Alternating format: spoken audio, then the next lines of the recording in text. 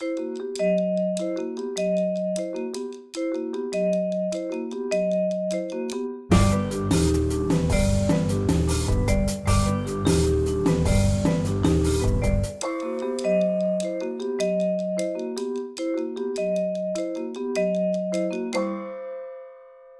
name is Jane Tylus. I teach here at Casa Italiana, and it's a real pleasure to introduce a colleague and friend, Rita Librandi, who is joining us from the Università degli Studi di Napoli, Orientale, where she teaches as a professor of the history of the Italian language and of Italian linguistics. For 5 years, she was president of the Association for the History of the Italian Language, and she is also the co-director of the very important journal Lingua e Stile with Mulino, and she directs their series, which is called Italiano, Testi e Generi. I think it's becoming as clear she's one of the most important Italian linguists and philologists working in Italy today. But thankfully for us, she also has a wonderful interest in the Middle Ages. And in a second, I'll address the talk that she's going to be giving. But I just want to say a few more things about many of the activities that Professor Librandi has been engaged in. Not surprisingly, she's been a visiting professor outside of Italy, in Warsaw, Western Australia, and Toronto. Maybe one day we'll get her here at NYU. And in fact, thanks to Professor Librandi, we now have a scambio, or an exchange, of our students with the Orientale in Naples. Last spring, we had the pleasure of hosting 2 of Naples' wonderful grad students, and we're hoping that some of our own grad students here at NYU will be inspired to go very soon to Naples. Professor Librandi's current work, or I should say her most recent publications, include 2 very fundamental and important studies. One is called Letteratura Religiosa, which came out from Bologna in 2012. The other one I'm holding here in my hand, L'Italiano della Chiesa, the Italian spoken by, used by the church, which just came out in Rome with Carocci Press this year. And currently, Professor Librandi is involved in 2 very important collaborations. One is with the Accademia della Crusca, which is the main academy for the Italian language in Italy, based in Florence, of which she has long been a member. And this project is for a new edition of the Vocabolario dell'Italiano after unification, which is based, I think, probably for the first time on a corpus of both spoken and written Italian, not just written. So, wonderful project in which I know she's long been engaged. The second project, which is particularly relevant for this evening, is a project in which for which I have special fondness. This is a project in which Rita is engaged as one of the very few board members for an edition, and believe it or not, it is the first modern edition of the 383 letters of St. Catherine of Siena. This is a project in terms of a modern edition based on philological texts, which was started in, believe it or not, the 1930s. One volume came out in 1940. The French editor Dupré-Tézédé was behind the first 88 letters that were published in a modern edition. And since the 1940s, this project has basically languished. So thanks to Professor Librandi and the team of scholars she's working with, hopefully very, very soon we will finally have an edition of Catherine's letters, which is soundly, philologically, and linguistically and historically based. And we wish her well in her work. In fact, Rita just told me that this team has already found 4 new letters of St. Catherine, which I'm sure we're all really going to be eager to read. But in the meantime, we get to hear about the audacious metaphors that Catherine used. Catherine, one of the most audacious women of the Middle Ages. And again, our wonderful visitor and guest, Rita Librandi, will be talking to us about more of Catherine tonight. So thank you so much for being with us.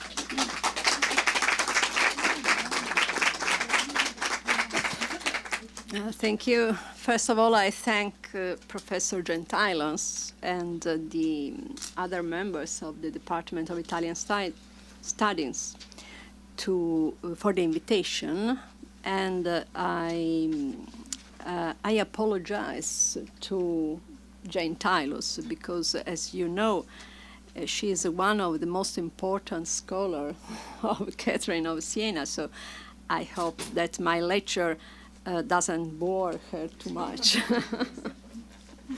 And sorry for my awful English pronunciation. Well, I think it's better than Renzi's pronunciation. Anyway. Metaphors, as is widely known, are a defining feature of mystical literature in all ages and countries. This is because mysticism reaches across boundaries of time and space. Mystics strive to annihilate themselves in an attempt to achieve total union with God, and describe this union as an experience that is often passive, but at the same time requires some active participation. For a mystic, no language is good enough to depict the experience of God. And this is why women in particular, in their writings, constantly refer to the idea of ineffability as a reminder that their experience can never really be conveyed. This difficulty to find suitable words motivates their frequent use of metaphors, which have the ability to add new meanings to words.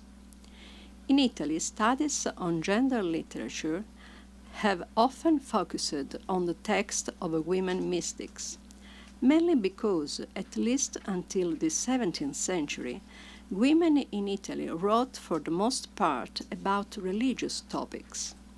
As we know, in the past, not all women could afford to receive an education, but their situation was different, depending on their social class or the cities they lived in. Poor education in women should also be viewed in relation to the high illiteracy rate in medieval Europe.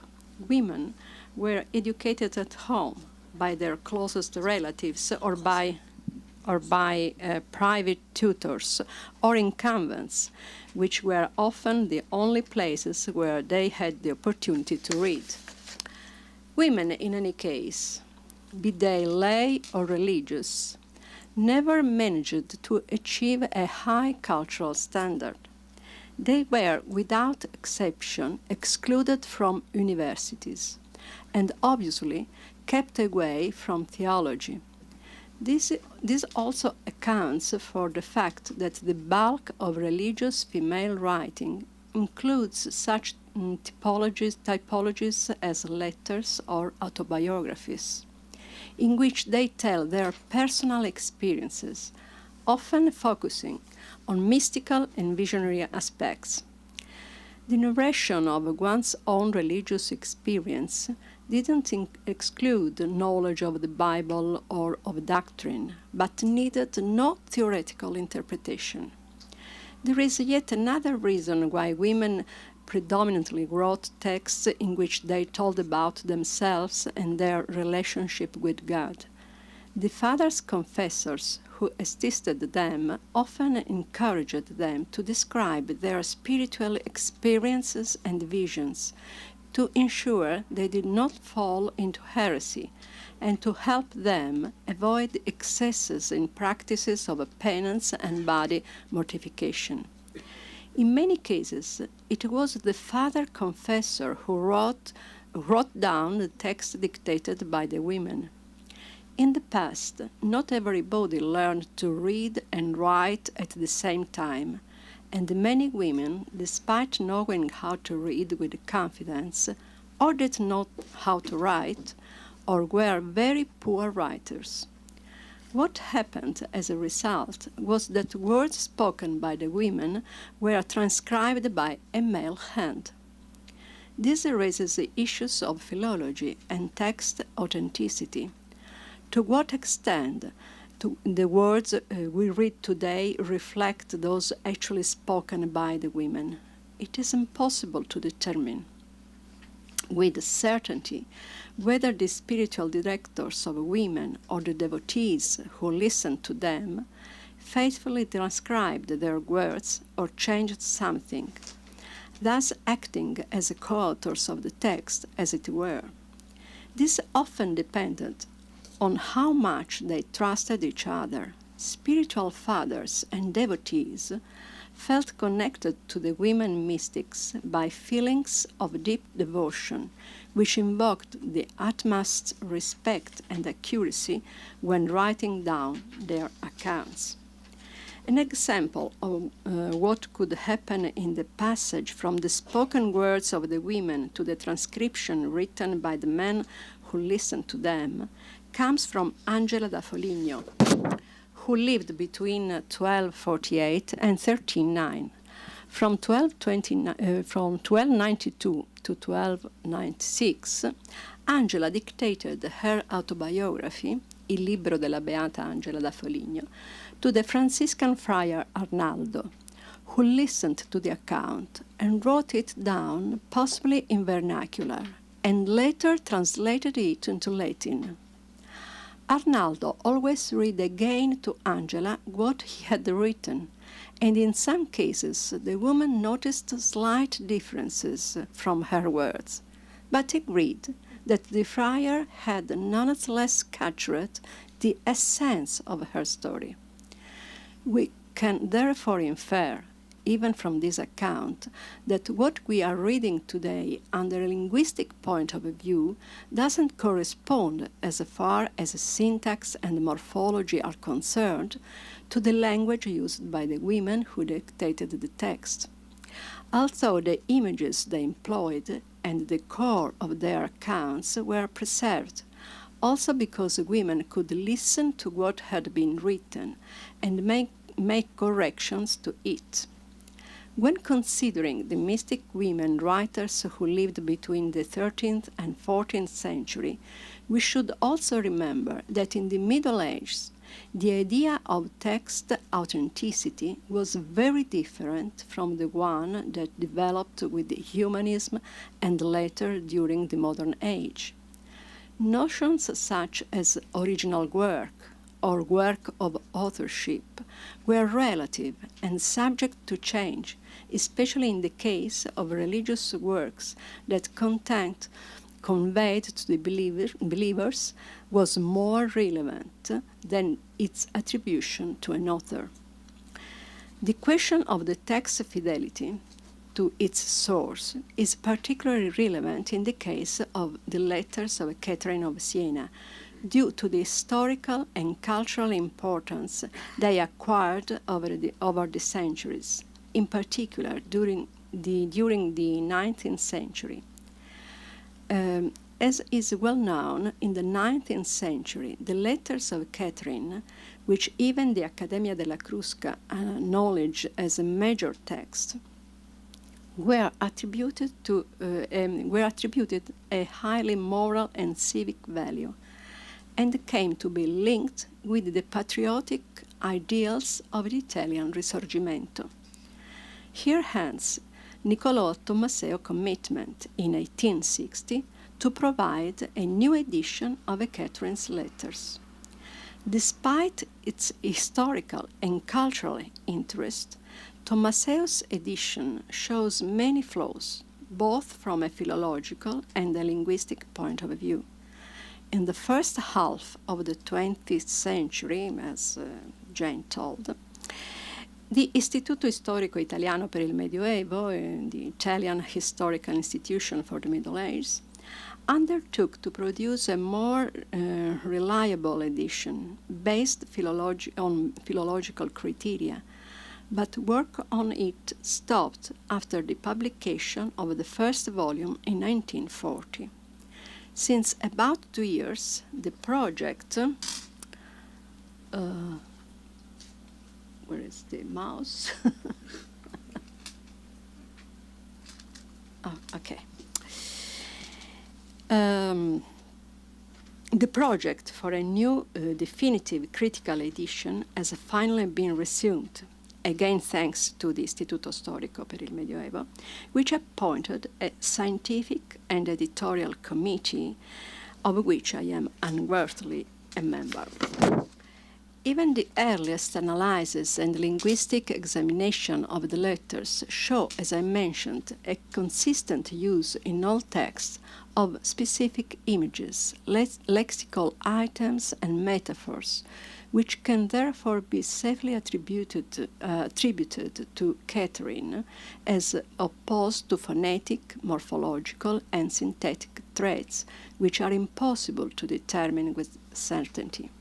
Anyway, while we will never be able to identify a female specificity in the forms and structures of the text, it will be easier to reconstruct a female history through word choice and the way in which images and metaphors are constructed.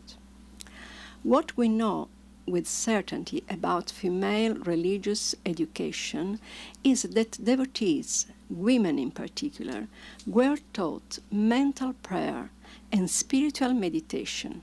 In the Middle Ages, especially between the half of the 14th and the beginning of the 15th century, the Franciscan and Dominican friars produced several books called Monte dell'Orazione, Prayer Mountain, or Giardino di Preghiera, Prayer Garden, whose purpose was to aid and improve the practice of mental prayer.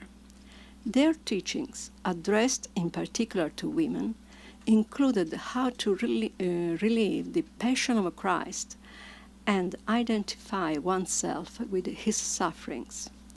The mountain referred to in the title Monte dell'Orazione is Mount Golgotha, which had to be climbed again through meditation and prayer in order to have a deeper experience of Christ's pain.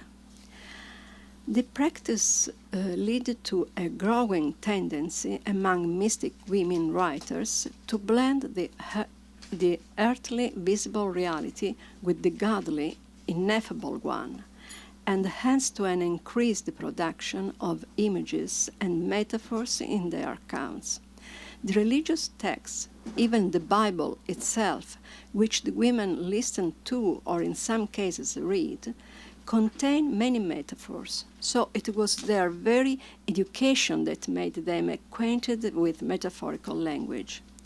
To use an expression created almost 40 years ago by Lakoff and Johnson, for medieval believers, many metaphors contained in the scriptures or in liturgical texts were metaphors they lived by. The Gospels, the sacred texts of Christianity, and the language of liturgy are rich in metaphors, which, especially in the past, had become a part of the culture of believers, of their conceptual world, and shaped their vision of the world. They were, therefore, understood immediately, much more easily than today.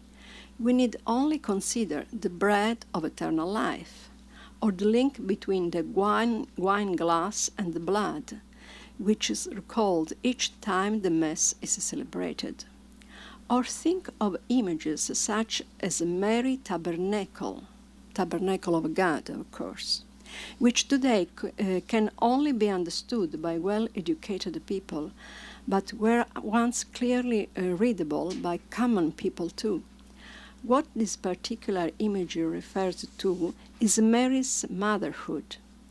Just like a tabernacle holds the consecrated bread that represents the body of Christ, the body of Mary had once contained Christ. Mary's vase, as a water container, was another metaphor that described the Holy Virgin as a receptacle, and in many paintings of the life of Mary, the presence of pitchers or jars full of water references her motherhood. In fact, the vase was depicted above all in the representation of the birth of Christ, as in the Isenheim altarpiece painted by Matthias Grunewald, or in the representation of Mary's birth, as in Ghirlandaio's painting, which recalls the destiny of the Virgin, Mother of Christ, and depicts the meeting with Saint Elizabeth on the left, while the container of water is placed in the foreground. Some contemporary critics have suggested that the pictures full of water in paintings depicting the Holy Virgin are a reference to Mary's virginity. But this is not the case. As the eminent scholar Giovanni Pozzi has shown on the basis of extensive evidence, However, this erroneous interpretation is due to the fact that today we are no longer able to grasp the meaning of metaphors that were once widespread even in popular culture. Both in their form and in the freshness of their associations, Catherine's texts develop many of the metaphorical constructs which pervaded the religious literature of her time, thus combining the paradigmatic example of her own style and writing with the powerful influence of her conduct on the ideal of female sanctity.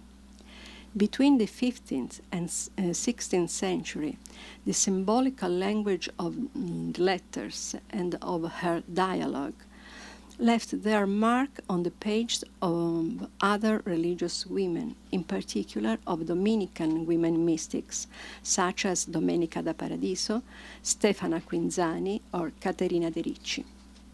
The metaphors that spread more successfully were the so-called specification metaphors. So-called because they are a sort of specification complement, which occur very frequently in Catherine's text, and usually juxtapose a concrete image, an item that belongs to sensible reality, and an abstract or spiritual image. As with the eye of intellect, l'occhio dell'intelletto, or the light of reason, il lume della ragione. These are alternate with the less usual, but more powerful metaphors, such as the knife of hate, il coltello dell'odio, or the cloud of self-pride, la nuvola dell'amor proprio. Catherine usually explains the process that led her to juxtapose the two components of each metaphor, as you can see in examples A1 and A2. In A1, a clear equivalence is made between thorns and mortal sins. Indeed, in the letters we also find the thorns of pride and avarice, but the image of the thorns can be easily associated with those driven into the head of Christ, considering that in the Christian tradition the sufferings Christ was subjected to, among which was the crown of thorns, were both the consequence and the redemption of the sin committed by Adam and Eve. Even the key of blood, la chiave del sangue, is related to Christ's sacrifice, because the blood he shed opened the gates of heaven like a key. In another section of the letters, Catherine explicitly connects this metaphor to the keys of heaven, which were handed to Peter and from him to the popes who followed him as vicars of Christ, as you can see in point 8.3. Other critics have also noted the high frequency of this type of metaphor in the letters of the Saint from Siena and have commented on them differently, only briefly pausing on their origin. In fact, metaphors of specification are not original creations of Catherine or of other women mystics. We also come across them in the literary tradition. We need only consider those related to the field of navigation, where the ship can be associated to the humanity, to its social organizations, to the life of man or their intellect. Just think of Dante's Convivio, which has the ship of human society, la nave dell'umana compagnia, or the first canto of his Purgatorio, with the better-known small ship of my intellect, la navicella del mio ingegno. In most cases, these metaphors are built through a four-term analogy, whereas in a mathematical proportion, the second term B is to the first A as the fourth term D is to the third C. Just as the key opens the gates, so the blood of Christ opens heaven. Just as the cloud obscures the sky, so self-pride obscures our intellect. On the other hand, as I mentioned, the same kind of metaphors are part of the Christian tradition.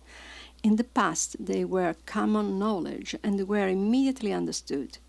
In particular, regarding specification metaphors, we can recall again the bread of eternal life, which was heard during the Eucharistic liturgy. The liturgy crystallizes the words of the scriptures, of the gospel in particular, into fixed formulas, like the bread of life or the blood of the eternal covenant.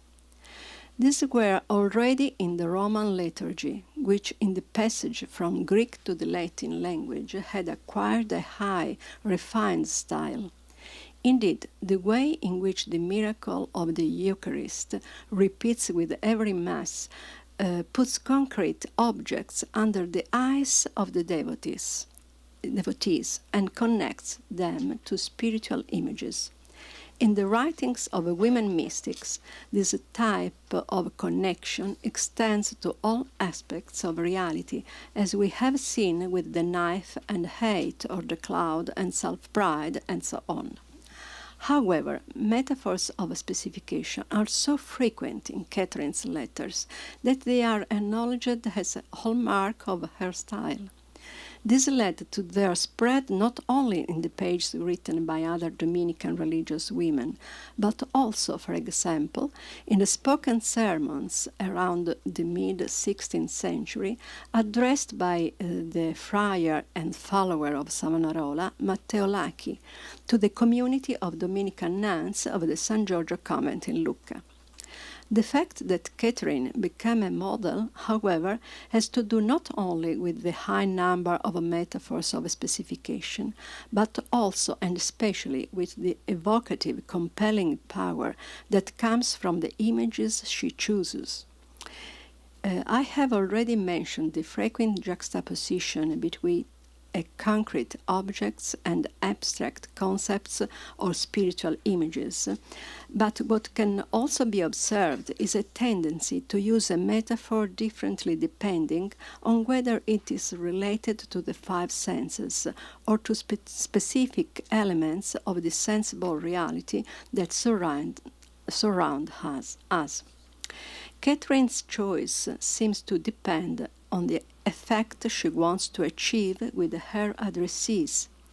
In other words, it is possible to glimpse the structure of a well-contrived system in which metaphorical juxtapositions are determined by the goals of communications. The knowledge of God can be attained through the great power of the spiritual senses, which are, however, always closely connected to the physical senses. According to the definition given by the Franciscan Bonaventura da Bagnoregio, it is only through inner predisposition, or in Latin sensus interior, that each of us can try to know God. This knowledge, however, begins with the physical experience of the five senses. Even in the Aristotelian interpretation of knowledge given by Thomas Aquinas, the contribution of sense perceptions is essential, in that the senses provide elements through which we can fully grasp first principles, and although these are already present in the human intellect, like seeds ready to sprout, the human mind only clearly perceives them through sense experience. In the writings of mystics, and of women mystics in particular, the process that leads to the full acquisition of truth appears testily and fully accomplished. We don't find theoretical justification or philosophical reflections, only an account of their life experience as direct evidence of their itinerary towards knowledge. Sense perception allows to acquire this knowledge of God and therefore ensure physical and spiritual completeness. The women mystics don't provide theoretical explanation of this completeness. They describe it with the help of specific lexical and rhetorical devices. What is remarkable in the letters of Caterina is the frequent choice of words pertaining to taste and food, mostly used to illustrate the way in which believers can taste the love of souls of Christ, as can be seen in example B1.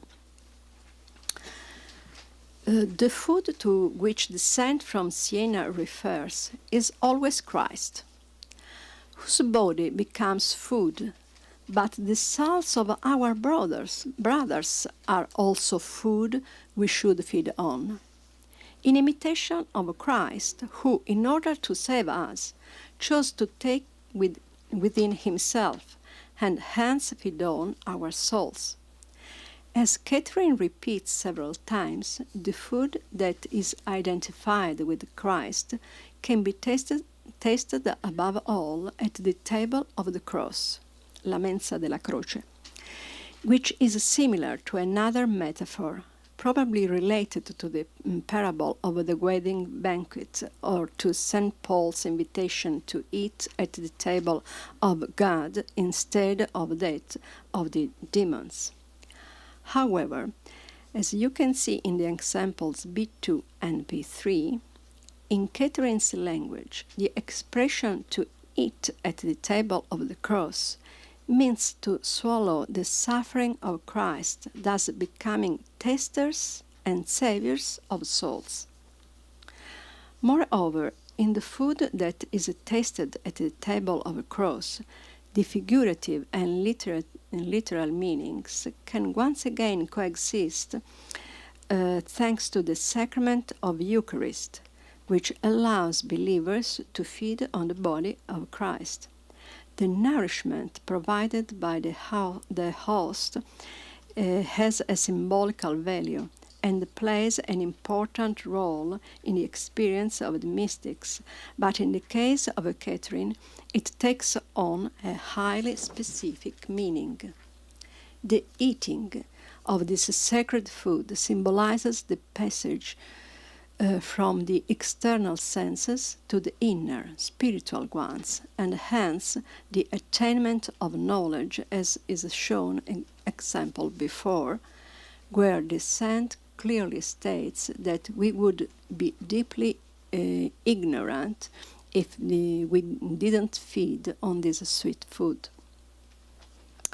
The food we swallow becomes a part of us. Therefore, when we feed on the food of Christ, we fuse with Him completely. We achieve the perfect fusion.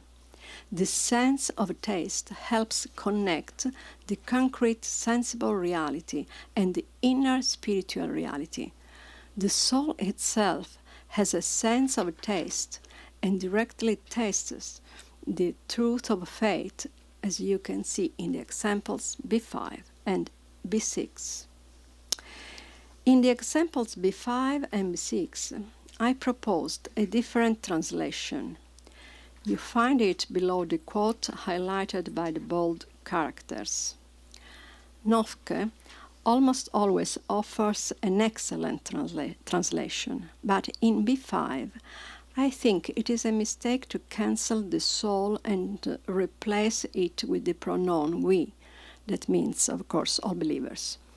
The soul always plays a very important role in the writings of Caterina, and very often, especially in the dialogue, but also in the letters, the soul is a way of indicating herself. So I think it is important to preserve always the noun soul. In B6, the soul remains, but Nofke cancels the verb gustare, to savor or to taste. She translates savored the good, gustò il bene, savored the good, with experience the reward. But in this way, the reference to the sense of taste that is so important for Catherine disappears. Returning to the metaphors, obviously, in many letters that contain metaphors pertaining to taste, we also find the mouth, through which the believer wishes to taste the food of Christ. In Catherine's letters, the mouth becomes a symbol of the desire of God, and we often read phrases such as the mouth of desire, la bocca del desiderio, or the mouth of holy desire. In some cases, the mouth drinks milk, which is a source of life, like Christ and divine charity. In 2 letters addressed to religious women, Catherine explains with the same words that the best way to feed on Christ and his blood is to move the mouth close to his chest, just like a baby, who sucks milk from the mother's breast, as we can read in points B7 and B8.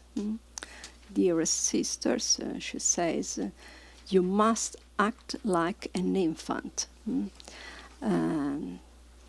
Puts it into its mouth so that through her flesh it sucks the milk.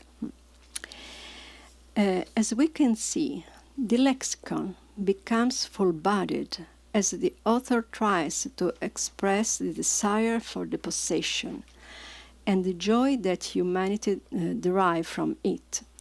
The foot fattens up the soul that wants to feed from it, but at the same time and with the same veracity, the soul of Catherine and of the believers feast on the highest good.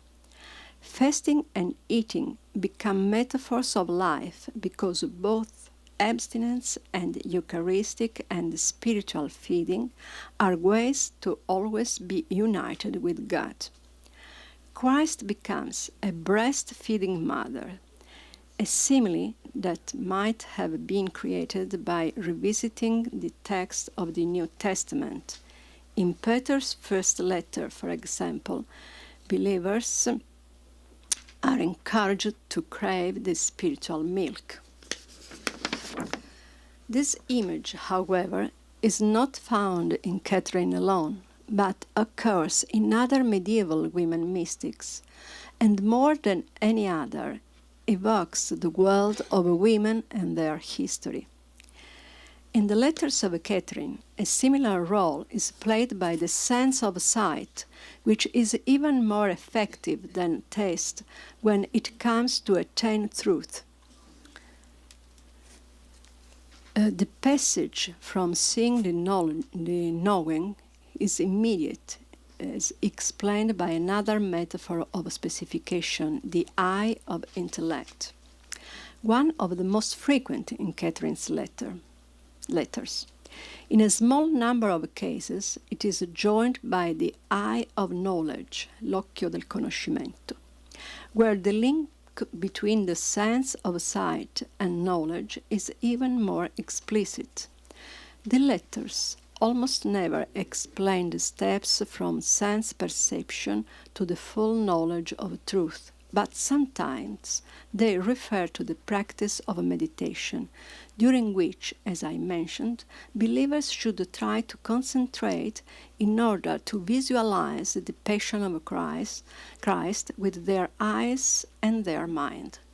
The texts that taught how to meditate on the passion were mostly addressed to women, but as we can see in examples B9 and B10, Catherine always urges her male addressees, be they laymen, aristocrats, or religious men, to set the eye of their intellect on the sufferings of Christ. Most of the times, however, as you can read in examples B11 and B12, the metaphor the eye of the intellect, or mind's eye according to the Novke translation, describes the ability of our mind, and especially of our soul, to discover the truth and receive faith by looking into ourselves and reading the book of life.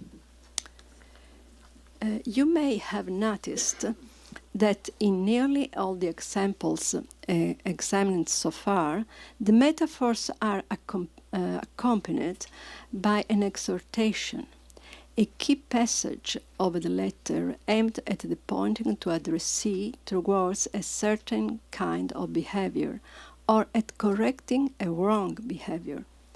The sense-related image, that is, tend to play a specific function. Their purpose is to guide the actions of their addressees, as well as to contribute to the knowledge of truth. Catherine tends to use metaphors and images that are associated with sense faculties every time she wants to emphasize a particular behavior of her interlocutor. Evidence of this is found in passages where taste appears again not only to incite the reader to take in the nourishment of God and His love, but also to prevent the soul's desire from being deflected by the enemies of good. The same function is played by metaphors related to sight. The metaphor's mind's eye is indeed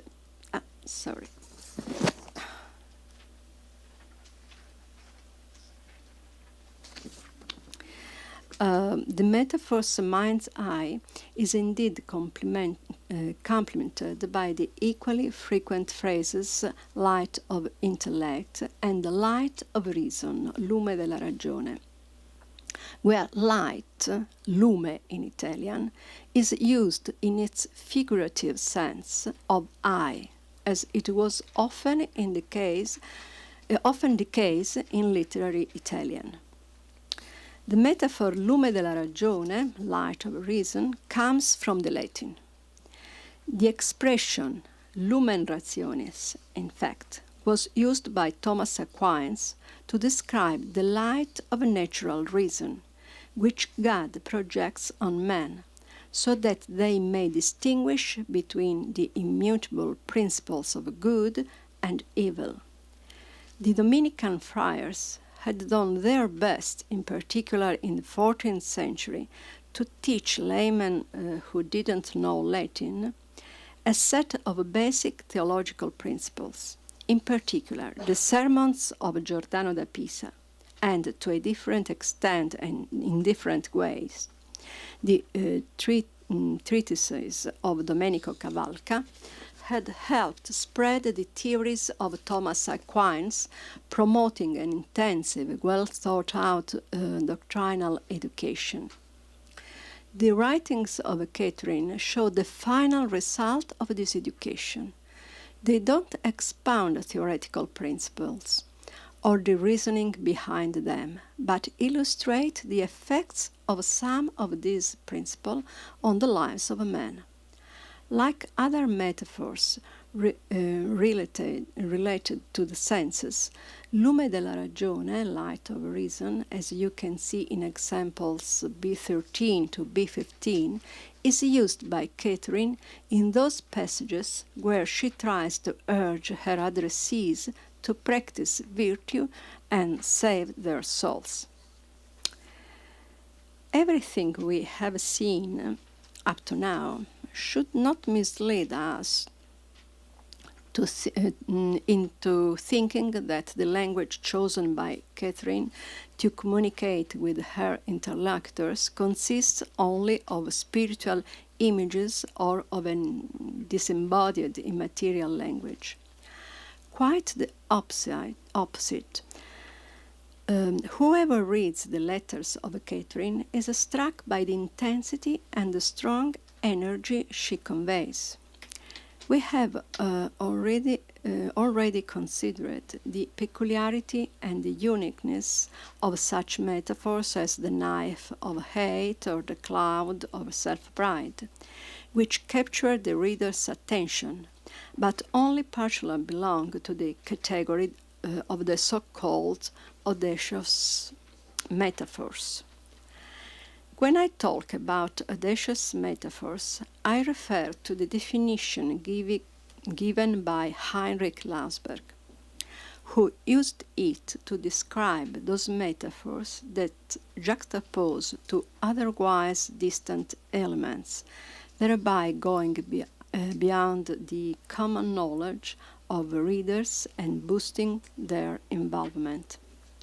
The audacious metaphors of Caterina are characterized by their strong materiality, as they are often drawn from everyday life, from the reality of Tuscan cities and their trades and crafts. Among the most effective metaphors of this kind are those used to represent the body of Christ, while it is tortured by his persecutors. The blood of Christ is a liquid that can drunk like wine, and therefore his body can be described as a cask, or a tiny cask, as seen in example C1. And his chest, in example C2, can even become a staircase and a shop, bottega in old Tuscan, which the devotees can enter in order to become one with him. Both metaphors appear again in a famous letter where Caterina relates the strong experience she had when she helped a man who had been sentenced to death. Example C3.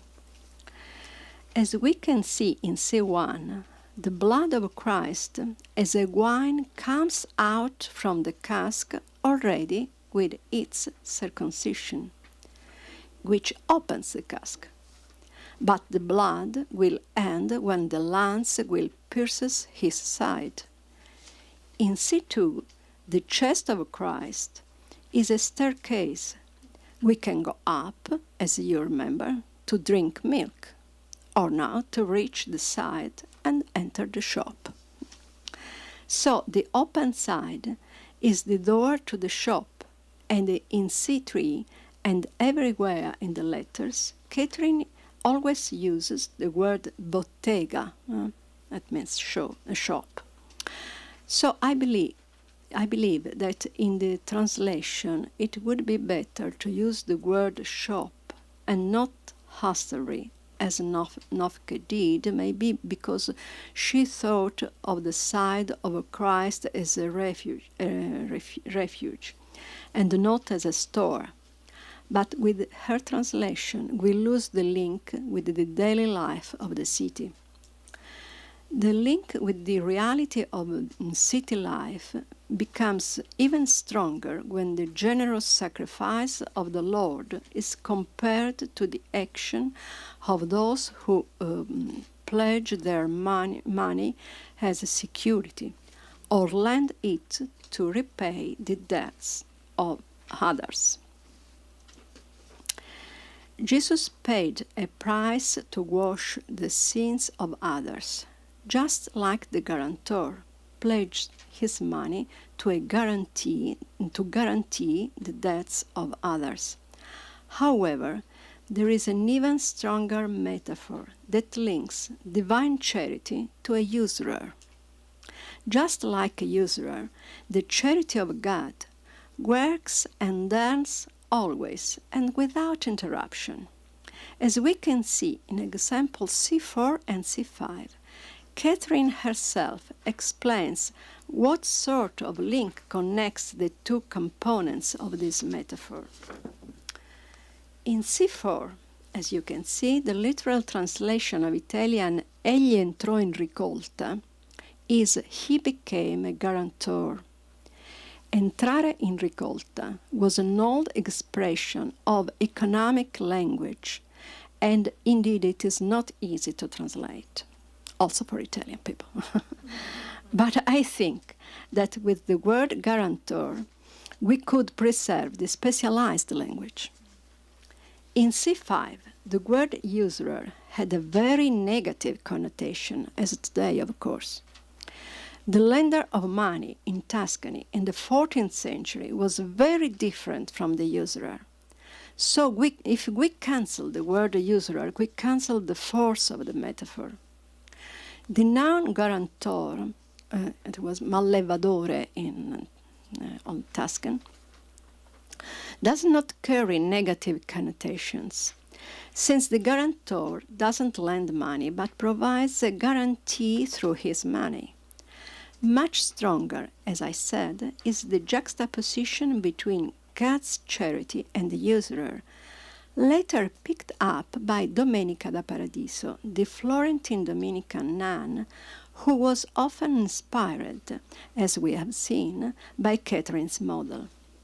Domenica even pushes so far as to link Christ, the highest good, to a usurer, the ultimate example of human greed and abjection. The process that leads to the construction of her metaphor is quite complex. Ever since the original sin, humankind is in God's debt, and its constant disobedience has increased the sum to be paid back to God, to the point that the debt is now inextinguishable, like the debt arising from a usurer's loan.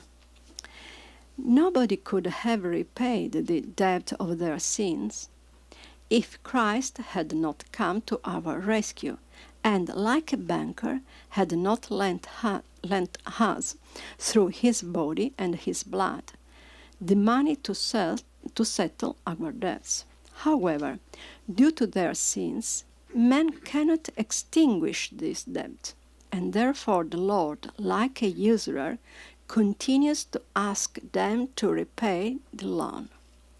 Domenica, as you can see in points C6 and C7, describes a Christ as a banker and a usurer.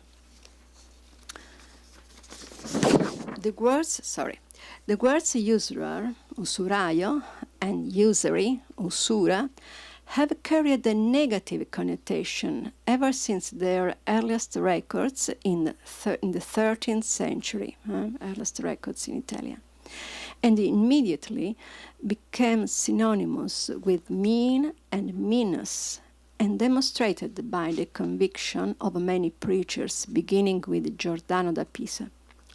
This lexicon, banker, usurer, guarantor, but also cask and shop, clearly refers to the main economic activities in Florence and in Siena.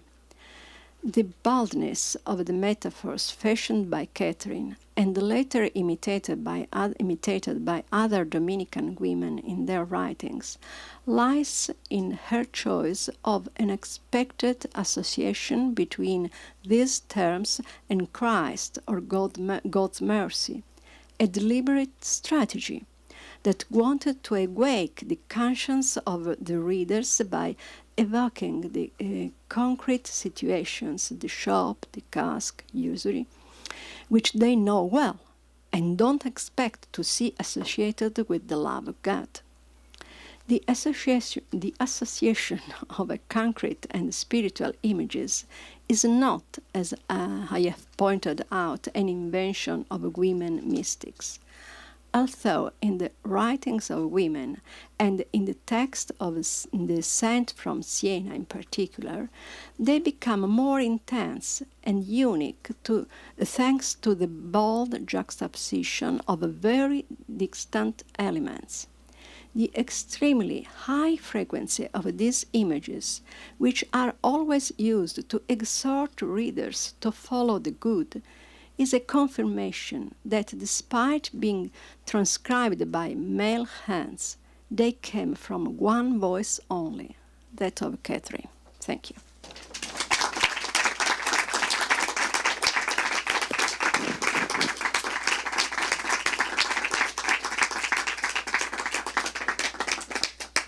I think we've been able to see say that Catherine's letters are in excellent hands as they go forward. Rita, thank you so much, and I just wonder, would you be interested in taking some questions? Yes, from- of course. So the floor is open. Yes. Here it says in C2, Okay. Christ made for us a staircase of his body, and then specifies that at this second stair, which is his open side, Uh-huh. how many stairs? How many steps? Well, we Were don't there know. three? The next one was the mind, or how many stairs were there to? Well, it is unspecified, but No, I know here, but I wondered whether there was another. not to the head, not to the head, No. just to the chest, because it was most important the lance In and the side. yes, and the side, yes. It But was she a bit- says the second. What was the first stair then? The feet, or because in crucifixions there's often a ladder against the cross. yes, and, yes, yes, yes. I've read that refers to this sort of scala. Yes, there is always a staircase in the representation, the paintings of the cross of Christ. But I don't think she thinks to this staircase. No, That there's because a third or a fourth, yes, or it's not yes, specific. yes. It was only metaphor meaning. Okay. Yeah. I think so anyway. Because I didn't find in letters specific description of this staircase. She That said, staircase ends here, or yeah. The body of Christ was a staircase. I don't know what is the word to the costole. His ribs. The ribs. Yes, the ribs. They are so good here in the United States. The ribs.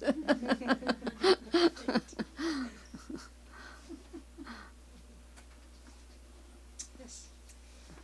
That was great, thank you. I've read that oftentimes when, get into very spiritual, or people who are, spiritual clergy, whatever, they get very spiritual, and oftentimes it takes a detour into sexual. Mm-hmm. And listening to this, that's not a big jump. We hear Christ sucking at sucking at the breast of Christ, Mm-hmm. or and I'm wondering if that could be maybe why we have such a current and historical aberrations performed by these so-called spiritual. Yeah. This is a good question. I hope I understood very well. Anyway, you have to think that Catherine offers a new vision of a prophecy. She wants to be a prophet in the world, in the history, because her model, first of all, is of course Christ, but the most important model for Catherine is St. Paul. So with Catherine, we don't find again the visionary prophet who shows to humankind the destruction of the earth or the saints, the sense of man. With Catherine, we find the hopeness. She says always, work, and you will reach the heaven. As Christ, of course, because Christ became man. So she wants to be in the history among the men. I don't know if I answered to your question.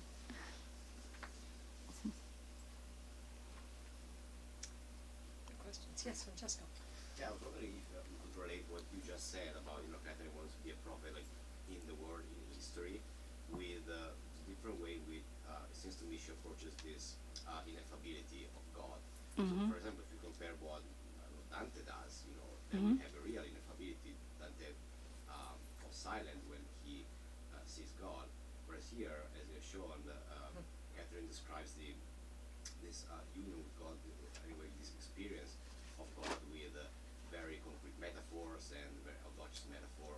So, whereas, for example, in Dante, the most concrete metaphors are in hell, and the more we approach God, the lighter and more abstract the metaphors become. So, I was wondering if you could relate this difference to Catherine's own, vision of her mission in the world. There are many links between Dante and Catherine's, many links. Nobody is able to know if Catherine knows Dante Commedia. It is impossible to I use to. that as an example. Yes, but there are many pages and writings of Catherine where you can find the images of Dante Commedias. Well, I think that it was the medieval vision of the religion, and I think we don't have to make the mistake to project our contemporary vision to the past. I think this is the worst mistake we can do. If we think only to the religious thinking of the medieval ages, there are many common things that links the poets and the preachers.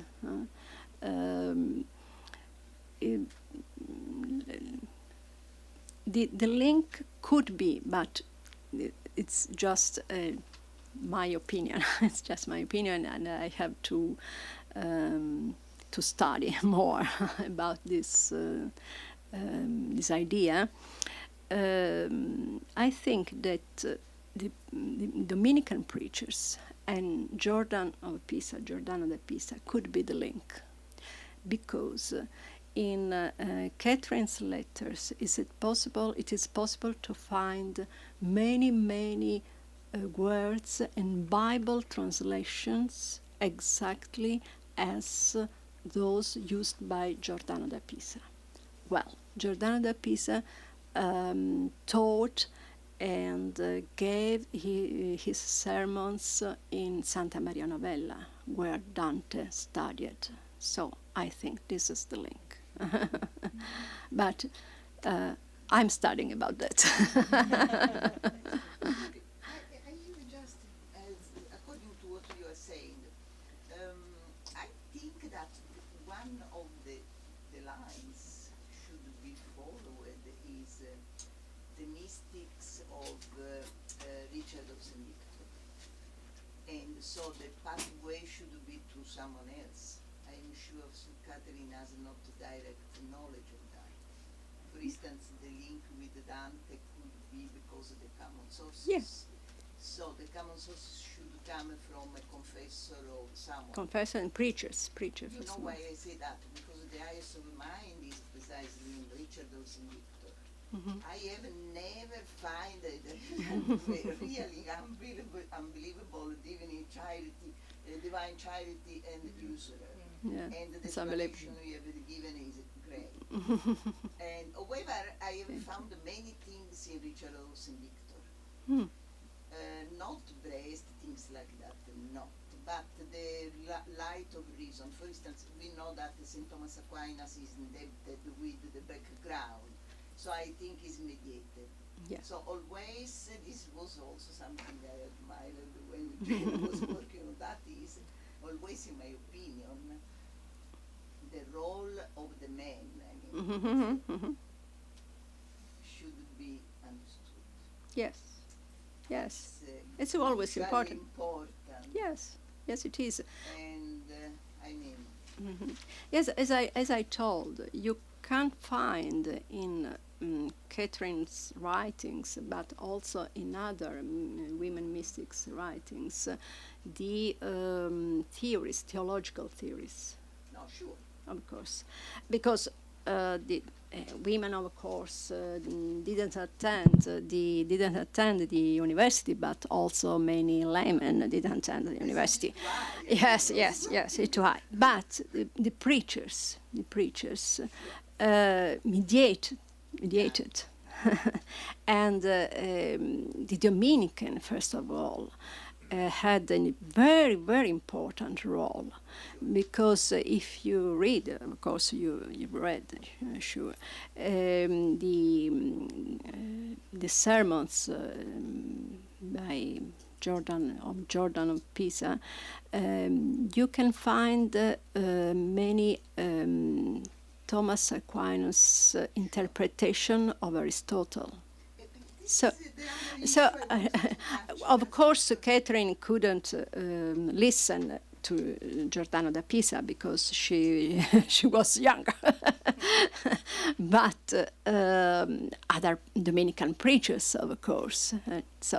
And the confessors and the men had a big role. I repeat again, we don't have to confuse contemporary vision of the yeah. Then the only thing more is you have introduced recalling this theory of senses, also recalling internal senses. Yes. There is the trace of Aristotle here. So Yes. no doubt cannot be she, but Dominicans, Yeah. but Yes. also the Yes. Aristotelianism Yes. of the century. Yes. And always more, this implies, in my opinion, that these writings of women Mhm. has to confront essentially this issue. Also, I have been reading Angela da Foligno, Yeah. more strong are the metaphors. Of Catherine's. No, I mean in general, more strong are the metaphors, more perhaps there is the trace Well, of an external element. yes, it is possible. Yes, I agree. Of course. Yes. I'm just interested if you've seen any link to Saint Augustine in her writings, knowing how closely the Dominicans would have, and particularly Saint Thomas Aquinas, would have known the writings of Saint Augustine, and specifically Augustine's writings on the Virgin Mary and women in Scripture, because I think, I'm close to some of the Dominicans here in New York, and I've been told actually that a lot of Catherine's influence would have come through Dominican preaching, but their study would have been a patristic study, which is a scriptural, primarily scriptural study of Scripture. Mhm. And so, essentially, the writings of St. Thomas are scriptural commentaries. They're responses to Yes. prior writings on the scriptural level. So I'm wondering how much of her metaphorical language is actually just an expounding of the patristic tradition, and if you Yes, but not in Catherine. Okay. Saint Augustine is not in Catherine. In other Dominican, not Dominican. In other mystic women, but not in Catherine. In Catherine, you can find only the Dominican circuito, how do you say? Circuito, the circle, yeah. Dominican circle.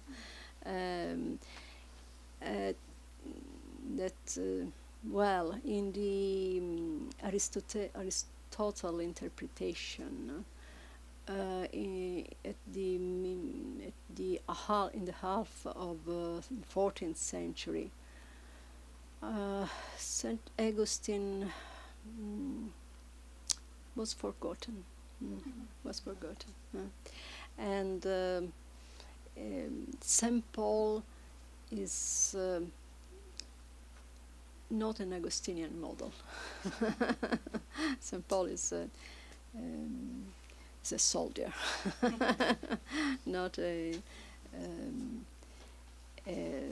mystic, not a mystic.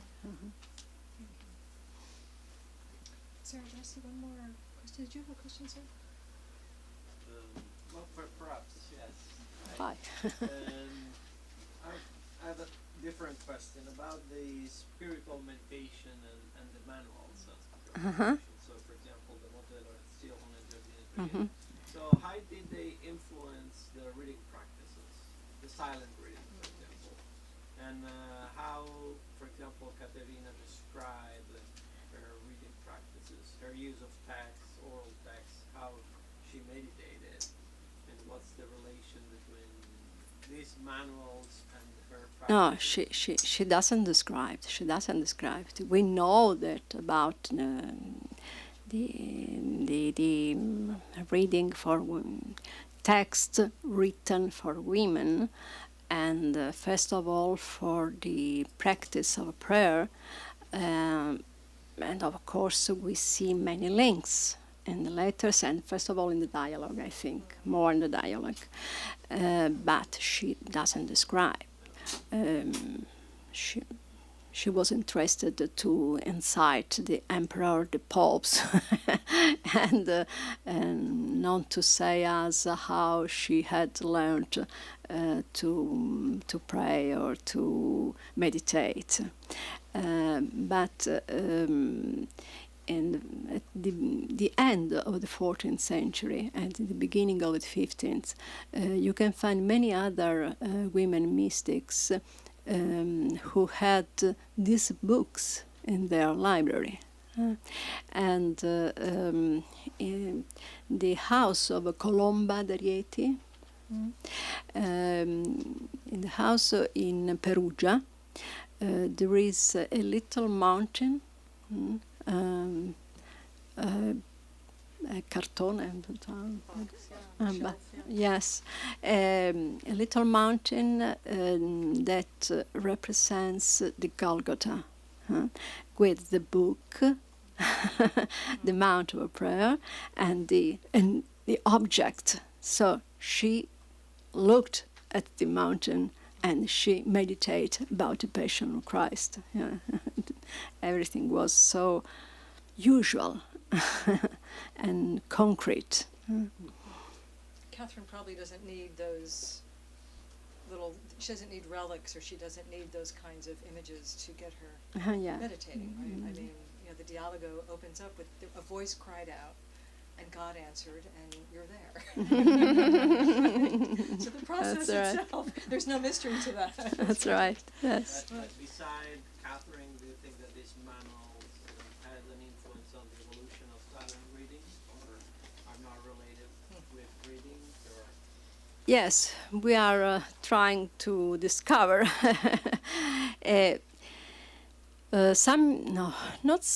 many years ago, scholars believed that Catherine didn't know how to write and how to read. But now we are sure she was able to read. So we are sure she could control the letters. And little by little we are discovering also her readings and other things. There is a big squadra, a big team now. Historian, linguists, philologists, and paleographers, an enormous team. So stay tuned. And Rita, thank you so much again. Wonderful talk and terrific questions. She's back to answer.